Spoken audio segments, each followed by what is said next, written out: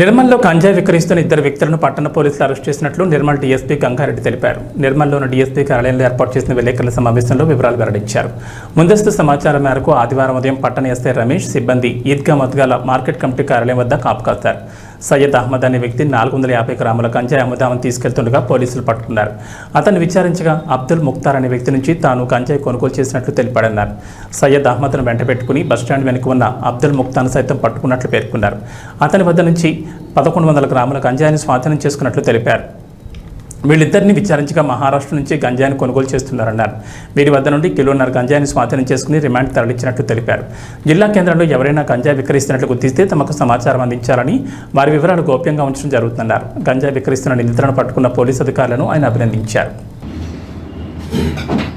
నిన్నటి రోజు అంటే 11/8/2024 రోజు ఉదయం అందాజా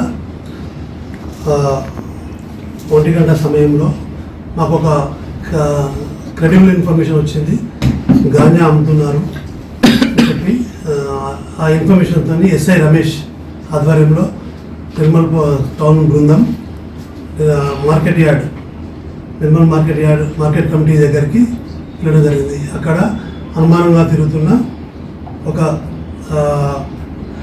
Syed Ahmed son of Syed Khasim age 65 years banana seller, ఇద్దరిని మనం రెడ్ హ్యాండెడ్గా పట్టుకోవడం జరిగింది. పట్టుకొని అతన్ని సెర్చ్ చేయగా అతని వద్ద గాంజా ఉన్నట్టు మనలో కనిపెట్టడం జరిగింది. 455 గ్రామ్స్ గాంజాను అతని దగ్గర సీజ్ చేసినాం. అతను విచారించగా అతను ఎక్కడ అబ్దుల్ ముక్తార్ అనే అతని దగ్గర నేను గాంజా కొంటున్నా అని చెప్పి నెక్స్ట్ అతన్ని తీసుకొని అబ్దుల్ ముక్తార్ దగ్గరికి తీసుకెళ్ళడం జరిగింది. అబ్దుల్ ముక్తార్ విశ్వనాథ్పేటలో ఉంటాడు.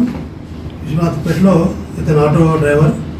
అతని ఇల్లు అతను సెర్చ్ చేస్తే అక్కడ కూడా 1100 గ్రాములు అంటే కిలో 100 గ్రామ్స్ మనం గాంజా అక్కడ సీజ్ చేయడం జరిగింది.